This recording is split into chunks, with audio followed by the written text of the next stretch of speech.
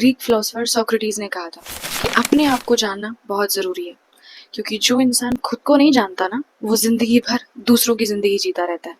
और आज का वीडियो इसी से रिलेटेड है एंड आई प्रॉमिस यू, अगर आपने ये वीडियो पूरा देख लिया ना, तो ये आपकी लाइफ का एक मेजर टर्निंग पॉइंट हो सकता है। पर उससे पहले अगर आप इस चैनल पर पहली बार आए हैं तो मेक श्योर कि you subscribe to the channel and now let's get started. तो सबसे पहले एक चीज क्लियरली समझो, बेस्ट वर्जन का मतलब ये नहीं है कि तुम्हें परफेक्ट बनना है, बिकॉज परफेक्ट कोई नहीं होता। Best version of your self का मतलब होता है आपका वो वर्जन जो जेन्युइनली खुश है, जो दूसरों की वैलिडेशन का मोहताज नहीं है और जो अपने डिसीजंस पे पूरी तरह कॉन्फिडेंट है। और अब सोचो कि क्या तुम वो वर्जन हो? अगर नहीं तो ये 5 स्टेप्स आपकी लाइफ चेंज कर सकते हैं। Step 1, honesty. अपने आप से पूरी तरह ऑनेस्ट हो जाओ।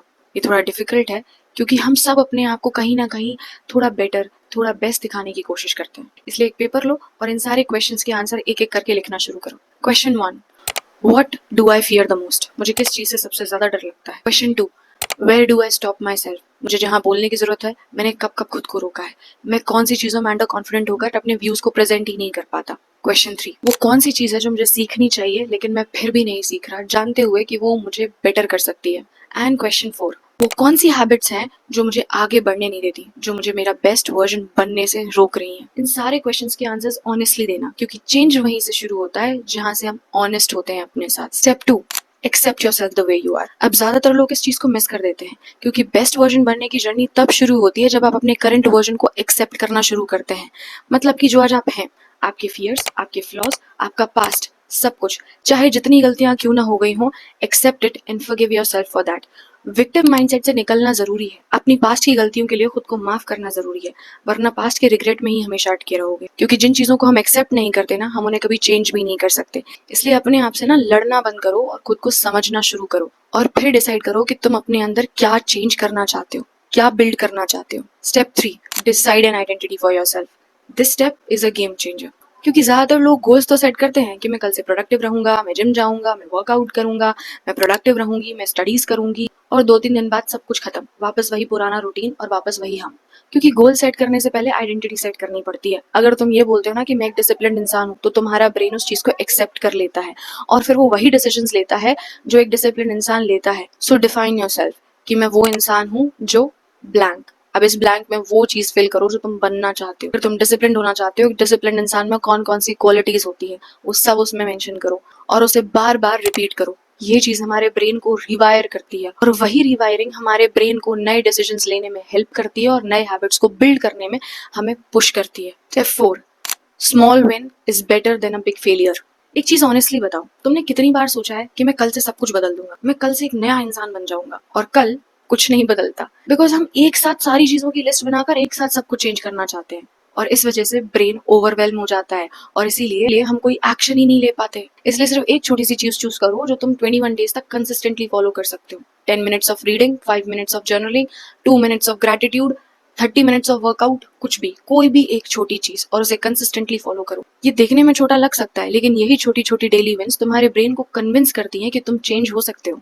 और जब ब्रेन कन्विंस हो जाता है ना, तो बाकी सारी चीजें ऑटोमेटिकली फॉलो करती हैं। Step 5, change your environment. एक साइकोलॉजिकल फैक्ट है कि हम वही बनते हैं जिन लोगों के साथ हम टाइम स्पेंड करते हैं। So think about the 5 closest people you spend your time with, और सोचो कि उनके साथ टाइम स्पेंड करके तुम बेटर फील करते हो या ड्रेन्ड फील करते हो। और सिर्फ लोग नहीं, तुम्हारा फिजिकल एनवायरनमेंट भी उतना ही मैटर करता है।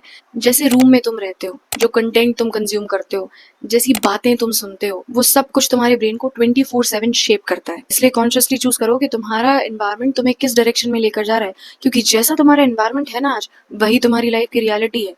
तो अगर अपनी लाइफ बदलनी है तो पहले एनवायरनमेंट बदलो, अपने थॉट्स, अपने वर्ड्स, और जिन लोगों के साथ तुम टाइम स्पेंड करते हो। Step 6, comparison is a slow poison. Comparison हमेशा आपको परफॉर्म करने से रोकता है।